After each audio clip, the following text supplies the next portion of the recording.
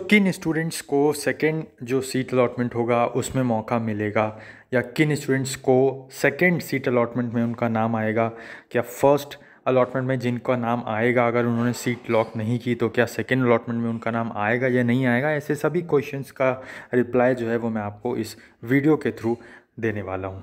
सबसे पहले अगर फैमिली बनाए तो फैमिली को आप सब्सक्राइब करके अपना प्यार दिखा सकते हो और बेल बटन दबा सकते हो, क्योंकि यहाँ पे सभी अपडेट्स आपके लिए ही स्पेशली खोज के लाए जाते हैं।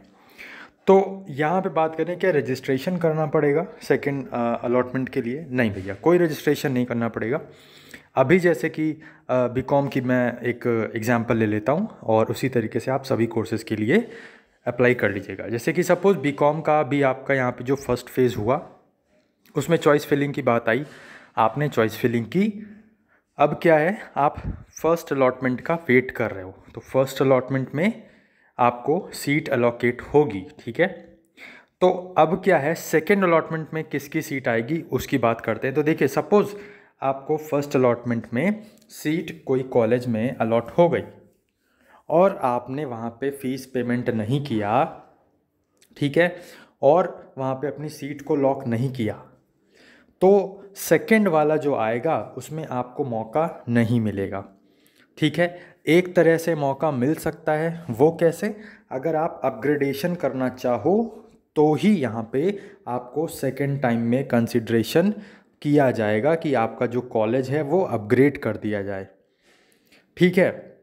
लेकिन अगर आपने अपग्रेडेशन नहीं किया है और फर्स्ट में आपका जो भी कॉलेज अलॉट हुआ है आप सोच रहे हो कि नहीं ऑटोमेटिकली जो सेकंड अलॉटमेंट होगा तो वहाँ पे हम आपका फ़ीस जो है वो पेमेंट कर देंगे, तो ऐसा नहीं होगा।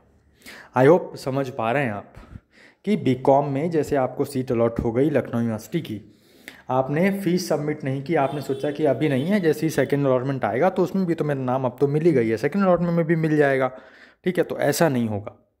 अगर आपको फर्स्ट अलॉटमेंट में मिला है और आपने सीट अपनी लॉक नहीं की है, फ़ीस सबमिट नहीं की है, तो नेक्स्ट जो आएगा सीट लॉकिंग उसमें आपको मौका नहीं मिलेगा।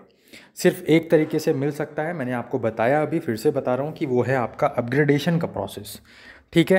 तो ये हो गई जिनको सीट अलॉट होगी। अब सपोज़ सेकेंड सीन जो है वो ये है कि जिनको सीट अलॉट ही नहीं हुई फर्स्ट फेज़ में, आपने सपोज़, मैं बीकॉम का ही फिर से एग्जांपल ले लेता हूँ कि सपोज़ आपने फर्स्ट अलॉटमेंट का रिज़ल्ट आया, आपको रिज़ल्ट जो सीट है वो अलॉट हुआ ही नहीं, ठीक है, कोई भी कॉलेज अलॉट हुआ ही नहीं, तो ऐसे केस में आपको सेकंड अलॉटमेंट का वेट करना है। सेकंड जब सीट अलॉटमेंट का रिज़ल्ट आएगा तो आपको एक नोटिस तरीके से आएगी, मैं आपको बता ही दूंगा, इसीलिए मैं कह रहा हूँ अगर फैमिली में नहीं है तो आप फैमिली को सब्सक्राइब कर लीजिए, जिससे मैं आपको जब भी वो इन्फॉर्मेशन दूँ तो आपको मिल जाएगी। तो जब वो रिज़ल्ट आएगा सेकेंड वाला अलॉटमेंट का, तो उसमें आप चेक करोगे तो उसमें आपको रिकन्सिडरेशन कर लिया जाएगा। अगर आपको फर्स्ट फेज़ में सीट अलॉट नहीं होती है तो उसके बाद भी आपको अपग्रेडेशन करने की कोई ज़रूरत नहीं है। अगर सीट ही नहीं अलॉट हुई तो भाई अपग्रेडेशन क्यों करोगे, ठीक है। अपग्रेडेशन का प्रोसेस क्या है वो मैंने आपको पहले ही बता दिया है। अपग्रेडेशन किन स्टूडेंट्स के लिए है वो भी मैंने सेपरेट वीडियो में बता दिया है, नहीं देखा है तो ये आपकी गलती है। जाइए अभी देखिए वीडियोस वाले सेक्शन में, आपको अभी हाल फिलहाल में हमने चॉइस फिलिंग से रिलेटेड सब कुछ बता रखा है, गाइडलाइंस भी बता रखी है, तो वो चीज़ आप देख लीजिए, आपको समझ में आ जाएगा। तो second allotment I hope so कि आपको यहाँ पे कंफर्म हो गया होगा कि किन स्टूडेंट्स को कंसीडर किया जाएगा सेकेंड अलॉटमेंट में और किसको सीट मिलेगी, सेकेंड अलॉटमेंट में चांस मिलेगा, ठीक है, और अपग्रेडेशन किसको करना है और किसको नहीं करना है वो सब मैंने आपको बता दिया, ठीक है। तो इस वीडियो को शेयर जरूर कर दीजिए।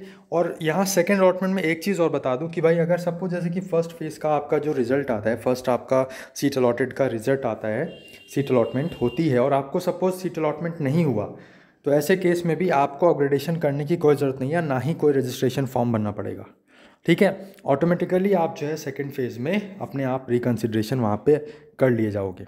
लेकिन अगर सीट अलॉट हुई है तो वही मैंने बताया, तो भी आपको फ़ीस पेमेंट करनी पड़ेगी। आई होप सब आपको क्लियर हो गया होगा। सो वीडियो को लाइक कर दीजिए, फैमिली में है तो फैमिली को सब्सक्राइब कर दीजिए और शेयर मार दीजिए, जिससे सभी स्टूडेंट्स को ये चीज़ पता चल जाए और वो अपना घबराए नहीं, चीज़ों को समझते हुए बस आगे बढ़ते रहें। All the very best to all of you. जय हिंद, जय भारत।